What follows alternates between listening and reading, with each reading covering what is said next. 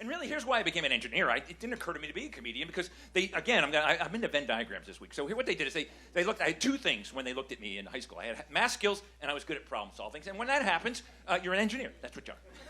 That's what happens. Now, if you have a personality and you're good at problem solving, you're probably moving into management. Right? That's what they want in management. Now over here, if you're anal retentive and you have math skills, you're an accountant. Is what you are.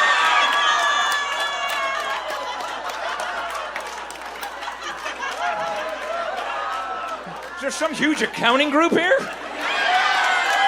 I had no idea. I didn't mean accountants. I meant enrolled actuaries. That's what I meant. They're the only people accountants pick on. Enrolled actuaries, they're boring.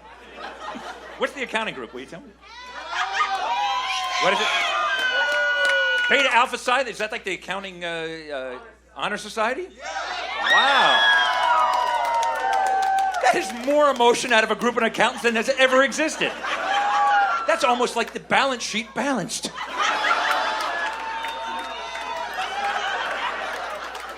all adds up. The debits equal the credits. Oh. Why, hello there, and welcome to today's episode of Comedy from Home. This is the comedy show that comes to you from my office right here in my home in Southern California. Thank you for joining us today. As always, I am your host, Don McMillan, and today I am saluting my comedy icon, John Venn. Who's John Venn? The inventor of the Venn Diagram. Come on, you know him. We learned him in school.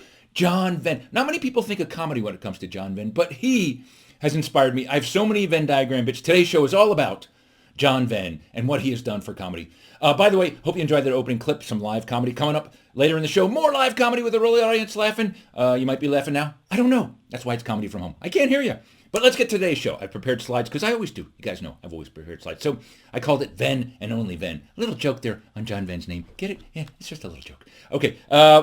First of all, if you don't know John Venn, he was born, by the way, August 4th, 1834. Yeah, 187 years ago. And if you're not familiar with the Venn diagrams, how could you miss it? Remember in school we spent like years learning Venn diagrams, and you never use them again, except you know what they're good for? Comedy. Yeah, they are. They're good for comedy. So here, I thought I should start out by explaining a Venn diagram. So I thought, well, I'd use a Venn diagram. So for example, there's things made of circle, right? That's one circle. There are solid objects of different colors. Now, the overlap of those two things is traffic lights, right? Made of circles, things of different colors, right? Then we throw in things that overlap. Okay, objects of different colors and overlap, stained glass, right? Stained glass, that's what stained glass is. If you have things made of circles and things that overlap, Olympic rings, right?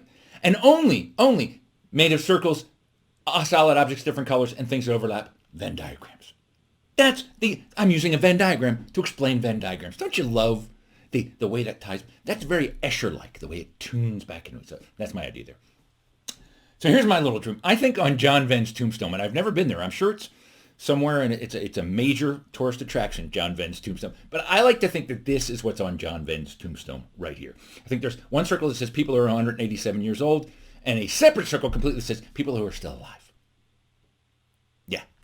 I think that's a pretty funny joke. You might not have got that joke, but if you didn't get that joke, well, I'll explain why.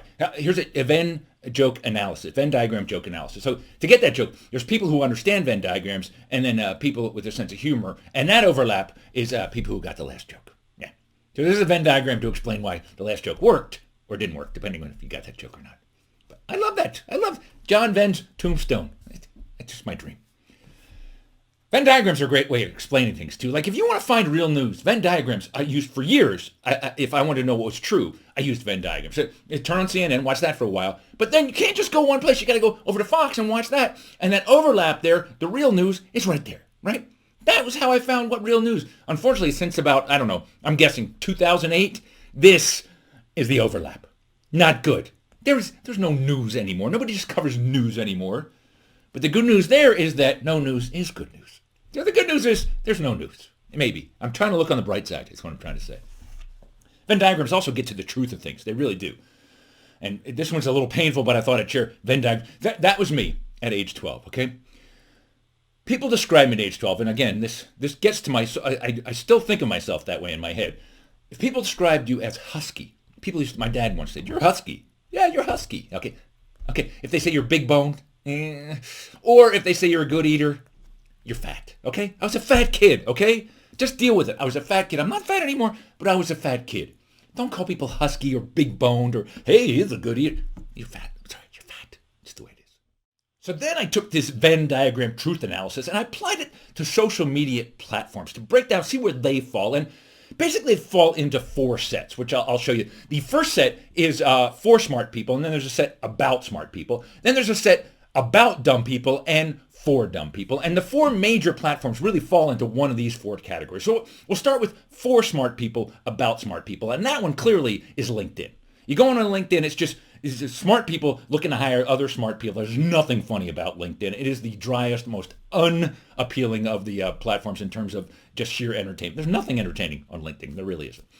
Now, over on the left there, for smart people, about dumb people, where you just see smart people just ripping dumb, you're an idiot. That, clearly, if you look at it, is Facebook, okay? There are big paragraphs, there's analysis, there's pictures, there's video. So people really put a lot of thought into Facebook, and they're always slamming people and calling them idiots.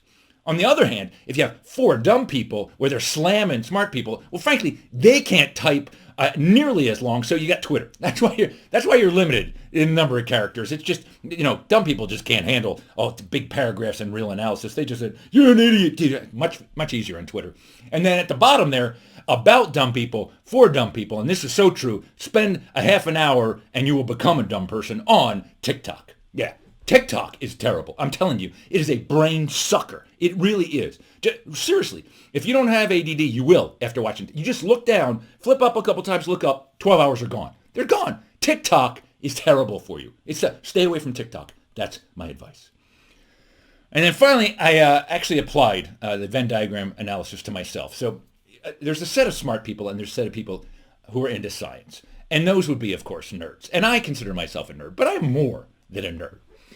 People always say, you're crazy, man, you're crazy. So I thought I'd throw crazy in there. What happens when you throw crazy in with smart and science? Well, we'll start with science and crazy. If you're into science and you're crazy, you're a mad scientist, which I think is pretty cool. I always loved mad scientists in the movies. I think they're cool. And on the other hand, if you're smart and crazy, again, you're talking about movies, you're a Bond villain. Again, cool.